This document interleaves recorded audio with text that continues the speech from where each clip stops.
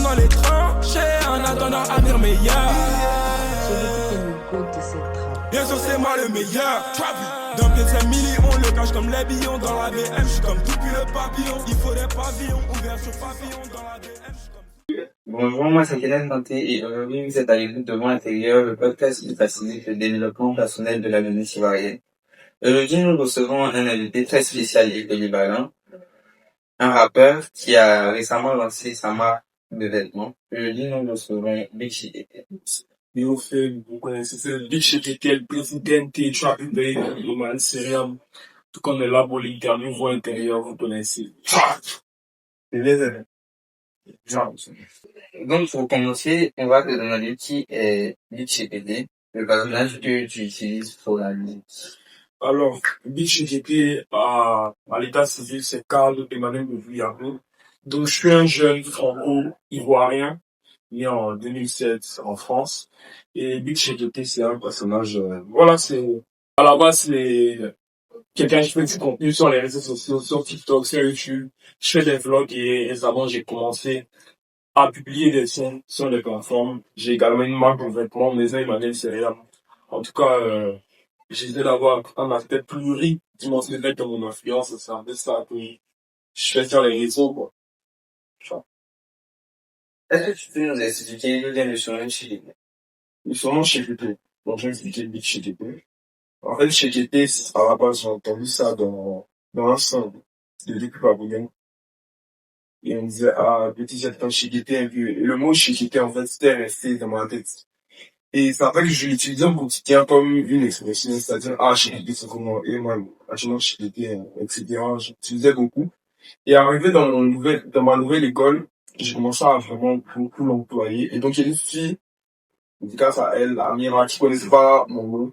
Donc, il m'appelait Shigeti, en vue du fait que je disais tout le temps ça. Et donc, j'ai gardé le nom. Et après, j'ai mis Big parce que j'aimais beaucoup les rappeurs américains qui s'appelaient Lil, etc. Mais je me suis dit, non, moi, je peux pas être Lil. Alors, le Big. Donc, Big, Shigeti. Et donc, voilà, ça donne ça. C'est H-K-E. Donc maintenant, on va un peu plus parler de ta création de contenu parce que c'est par rapport à ta création de contenu qu'on t'a connu, donc ta communauté de contenu sur YouTube.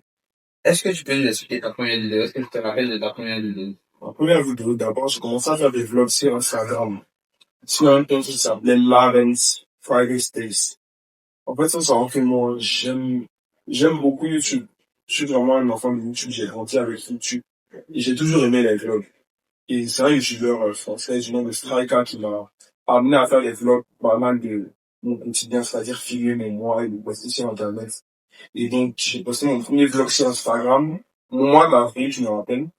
Et peu à peu, je verrais qu'il y avait de l'engouement et donc j'ai décidé de décaler sur YouTube pour avoir un contenu un peu plus long, en fait, et plus intéressant pour ma communauté. Donc, c'est un peu ça, avec ça que j'ai commencé. D'accord. En te lançant sur les réseaux sociaux, est-ce que tu avais une stratégie ou plus de l'enchaînement? Sans mentir, j'avais pas de stratégie, parce que maintenant, après, avec l'engouement qui est venu, j'ai commencé à un peu me renseigner sur comment les réseaux marchaient, comment bâtir une communauté, etc. Sinon, en vrai, tout ce que je fais, c'est vraiment naturel. C'est pas vraiment réfléchi, c'est quelque chose qui... Donc tu n'improvises pas des textes, Sans te mentir, fais juste au feeling. je suis au feeling, je dépose ma caméra, je parle. Après, il y a certaines vidéos que je travaille un peu, etc. Mais sinon, moi, je suis quelqu'un de très spontané. Et c'est dans ma création de contenu, de musique, même ma création artistique. Je suis très spontané. Avec quel soutien est-ce que tu as pu te lancer sur les réseaux? Parce que, au début, quand tout le monde commence les réseaux, quand tu casses pas, c'est un peu gênant. Les gens voient pas ça d'un bon oeil.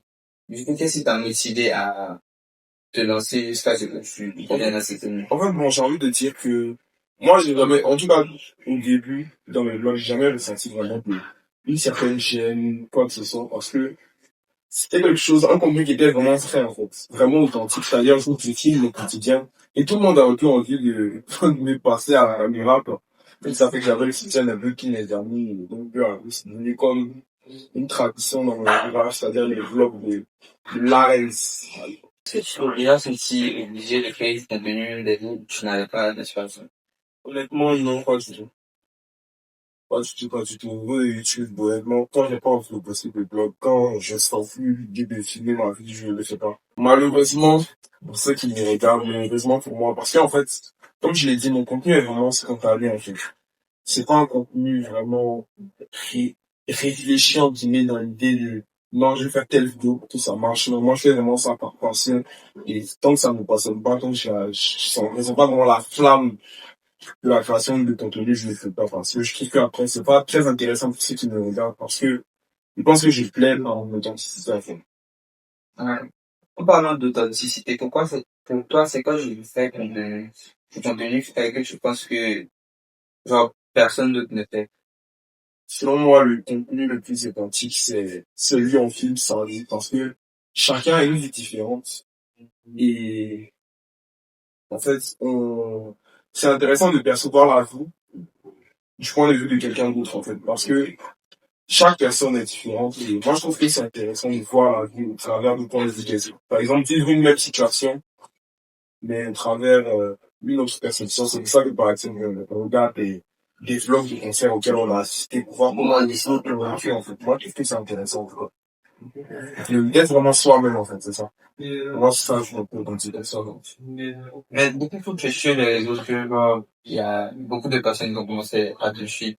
Est-ce que tu ressens une pression, genre, quand tu vas poster une vidéo, tu vas te dire, non, même si la vidéo pour toi était pleine, tu vas te dire que peut-être la vidéo n'est pas à la hauteur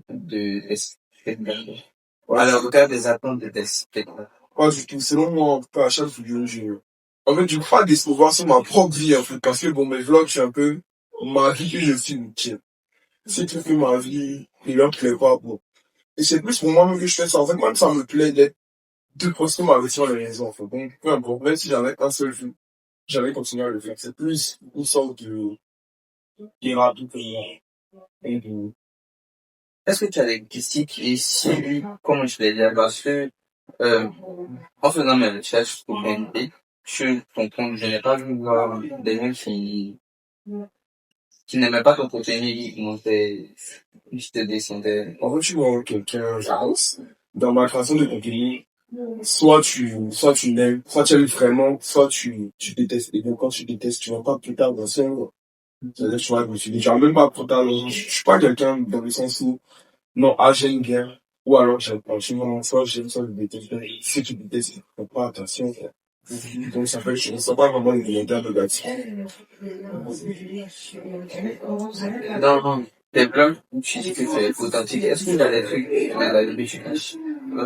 Des parties de ta vie que tu veux pas forcément exposer sur les réseaux sociaux? Ouais, effectivement, il y a une certaine part d'intimité que j'essaie de garder, que ce soit avec ma famille, ou alors avec mes amis. Je vais pas afficher toute ma vie. C'est pas une télé-réalité, c'est plus une manière de présenter comment j'enjoy ma vie et certains séries, certains concerts, etc. Voilà, quoi. Sinon, j'essaie de garder des ce qui doit être.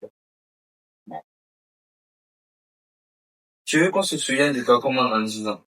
En disant, comme une figure inspirante de la jeunesse ivoirienne, comme quelqu'un qui a vraiment poussé les autres à croire en leurs rêves, à croire en oui, et à vraiment poursuivre leurs ambitions et à ne pas se poser de limites. On cherche à être un modèle, cette jeunesse. C'est ça qui me présente comme étant le président de cette jeunesse.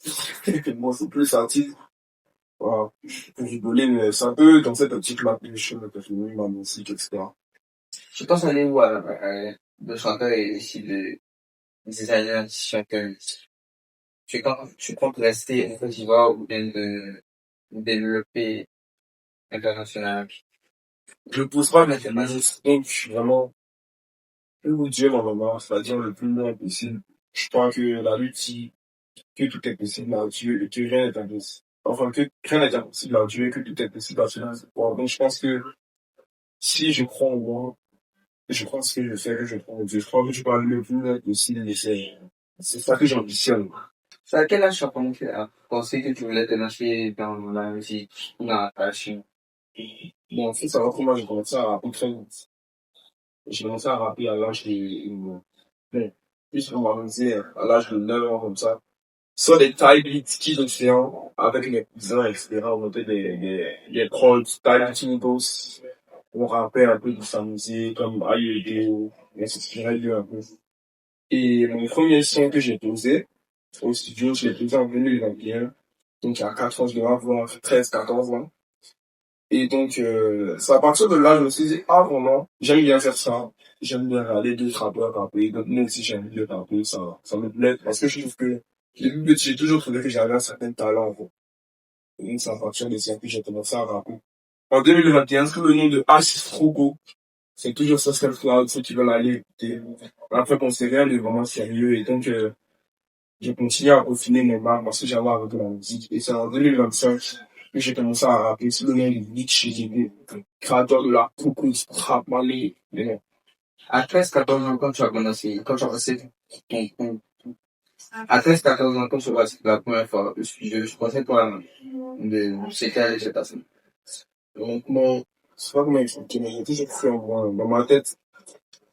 Enfin, je sais pas, mais ça, c'est un truc, c'est pour les artistes. Même quand tu poses ton premier son, tu as l'impression que tu as posé le banger, la nostalgie, tu te sens tellement fort. Après, c'était pas forcément le meilleur son de ta carrière ou même le meilleur son qui existe, hein, mais tu te sens tellement fort. Donc, tu te dis, waouh, je vais forcément percer et tout.